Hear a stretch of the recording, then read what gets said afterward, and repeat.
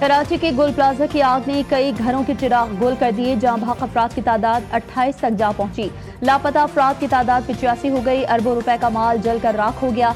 इमारत का 40% हिस्सा मलबे का ढेर बन गया। 52 मुतासरा खानदानों ने DNA सैंपलिंग के लिए नमूने जमा करवा दिए।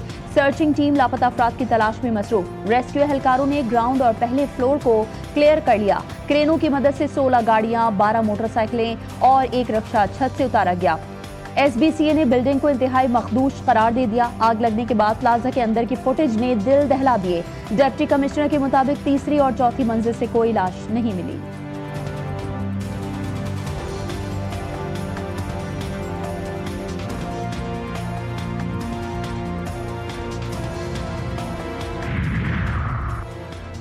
तान्हे गुल प्लाजा की आग ने लापता उमर नबील के खानदान की खुशियां राख कर दी। भाई मोहम्मद राहील के दिल दहला देने वाले इंकशाफात। लापता उमर नबील के घर नन्हे मेहमान की आमद मुतवक्की थी। हामिला बीवी और 14 साल बेटे अली के साथ अपने आने वाले बच्चे की खरीदारी के लिए गुल प्लाजा गए थे।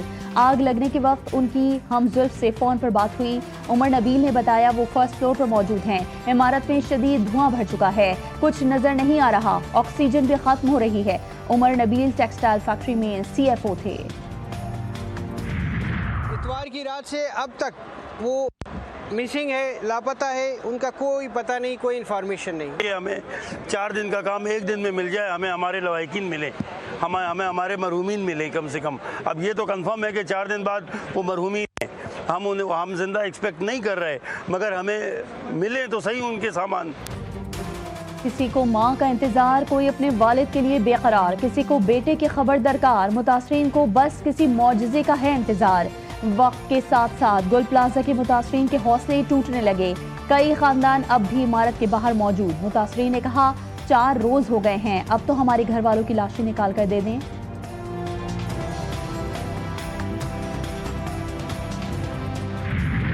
दुकान नंबर 193 में सबसे पहले आग लगी। ऊपर वाली मंजिलों पर किसी को खबर नहीं थी कि निचली मंजिल पर आग लगी हुई है। प्लाजा में दुकान छोड़कर निकलने वाले शहरी ने आंखों देखा हाल बता दिया। कहा हम ग्राउंड फ्लोर वाले दुकान छोड़कर फौरी बाहर आ गए थे।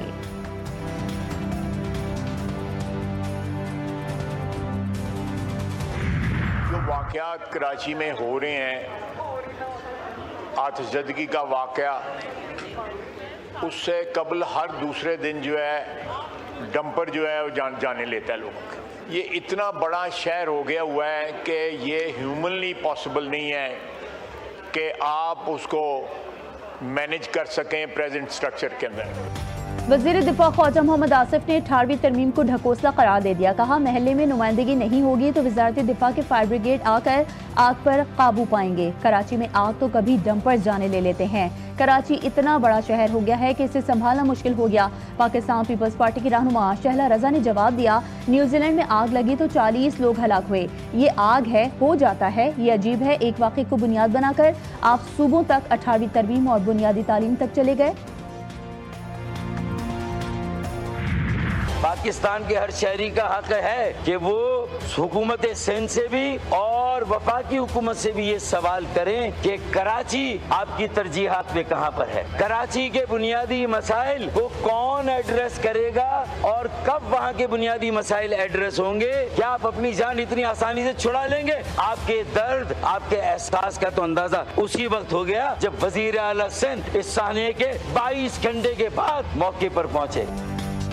कौमी असम्बली इजलास में गुल प्लाजा की आग पर बहस। MQM और PTI का ऐवान में एहतजाज। MQM का गुल प्लाजा वाक़े पर जुडिशल कमीशन बनाने का मुतालबा। डॉक्टर फारूक सत्तार ने कहा कि ये आग हमारे दिलों में लगी है। कराची में कौमी सानिया हुआ, 40 से ज्यादा अफराद शहीद हो गए, वो भी पाकिस्तानी हैं। अहले कराची का सवाल है कि कब विफाक और सूबाई हुकूमतों में कराची तरजीह हासिल करेगा। अमीनुल हक बोले, गुल प्लाजा में जो कुछ हुआ उसका जवाब कौन देगा? लोग जलते रहे, पूरी रात कोई नहीं आया।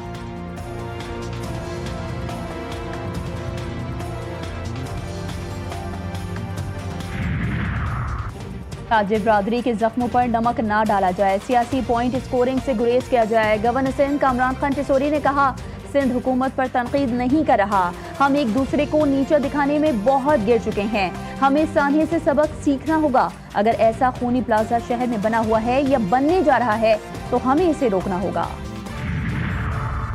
पीपल्स पार्टी 17 साल से सिंध में इख्तिदार में है। पिछले दिनों बिलावल भुट्टो जरदारी ने 2.5 घंटे की गुफ्तगू की।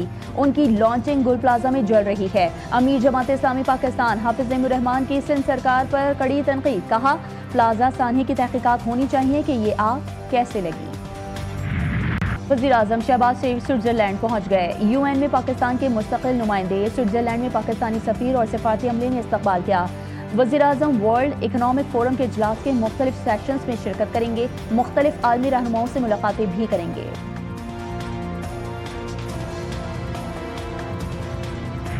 तफसील में जाए बगैर मैं समझता हूँ कि ये फाश गलती उस वक्त की गई और फिर सवात से सैकड़ों दहशत गर्दों को रहा किया गया और अफ़गानिस्तान से हज़ारों लोगों को कहा कि आप आएँ और आके पाकिस्तान में रहें। और ये है वो बड़ी वजह कि दोबारा दहशतगर्दी ने पाकिस्तान में सर उठाया।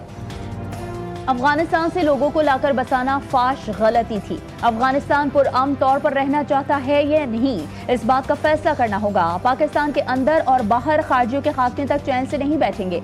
वज़ीर आज़म शहबाज शरीफ का 2 टोक पैगाम। कहा, लाखों अफगान मुहाजिरीन की मेज़बानी खैबर पख्तूनख्वा और पाकिस्तान के अवाम ने फर्ज समझ कर की है। इसके नतीजे में मुल्क में क्लाशनकोफ कल्चर और दहशतगर्दी ने जन्म दिया। गुड और बैड तालिबान में कोई तफरीक नहीं। 2018 के बाद बाज गलत फैसलों के बायस नासूर ने दोबारा सर उठा लिया। सोशल मीडिया पर झूठ और प्रोपेगेंडे के जरिए नौजवानों के अजहान में जहर घोला जा रहा है। सुआद से सैकड़ों दहशतगर्दों को किसने रिहा किया? खैबर पख्तूनख्वा में दहशतगर्दी से निपटने के लिए 800 अरब रुपए दिए। विफाक और सूबे के दरमियान सर्द जंग का तासुर दुरुस्त नहीं।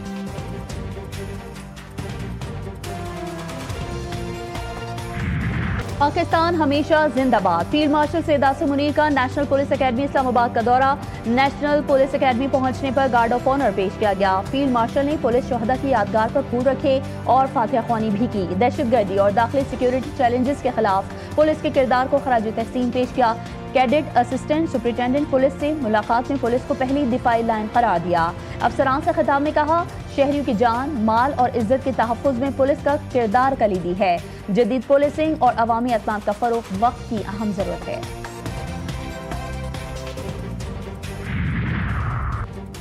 पीटीआई की नालायकी की वजह से मुल्क दहशतगर्दी का शिकार। खैबर पख्तूनख्वा हुकूमत की कारकर्दगी कोई नहीं। ये सियासी कार्ड खेलते हैं। दहशतगर्दों से कोई हमदर्दी नहीं हो सकती।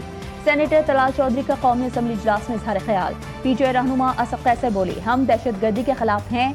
नेशनल एक्शन प्लान पर मुकम्मल अमल दरामद चाहते हैं। आप एक तरफ वज़ीर आला को दहशतगर्द कहते हैं, दूसरी तरफ कहते हैं कि हमारे साथ बात करें। क्या ऐसे बात होती है?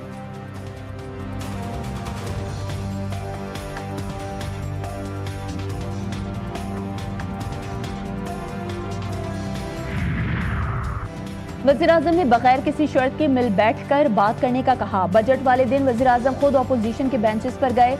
आपके कुछ गिले शिकवे आज के हैं और हमारे कुछ कल के हैं। सेनेटर राना सनाउल्लाह ने कहा, हर इलेक्शन के बाद अपोजिशन तनकीदी मौक़िफ़ इख्तियार करती है। क्या अपोजिशन वाले आरटीएस के वाक़े को भूल गए? माजी में उलझे रहने के बजाय आगे बढ़ना होगा।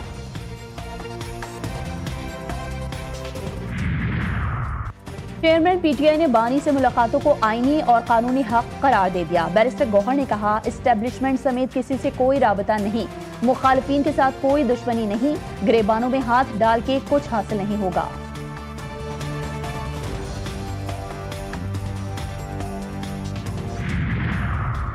अल्लामा राजा नासिर अब्बास सेनेट में अपोजिशन लीडर मुकर्रर। चेयरमैन सेनेट ने अपोजिशन लीडर का नोटिफिकेशन जारी किया। सेनेट इजलास में इज़हार ख्याल करते हुए अल्लामा राजा नासिर अब्बास ने कहा कि उसूलों पर समझौता नहीं करूंगा। अवाम के दुख दर्द कम करना तरजीह होगी। मुल्क के दिफा और बेहतरी के लिए किरदार अदा करेंगे।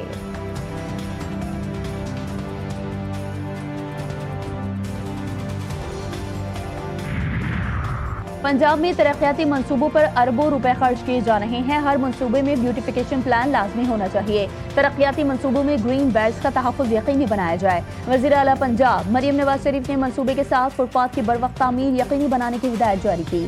शहरों में स्ट्रीट लाइट्स की तनसीब यकीनी बनाई जाए। किसी भी महकमे को मंसूबे की तकमील के बाद सड़क खोदने नहीं देंगे।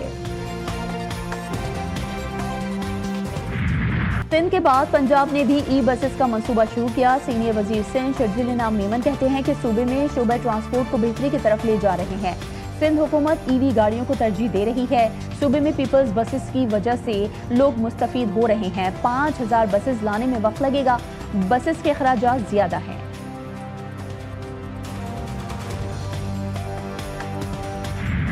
कराची की कोऑपरेटिव मार्केट में आतिशज़दगी का वाकया। इमारत की चौथी मंजिल पर लगने वाली आग पर काबू पा लिया गया। न्यू सब्जी मंडी में दुकानों में लगने वाली आग बुझा दी गई।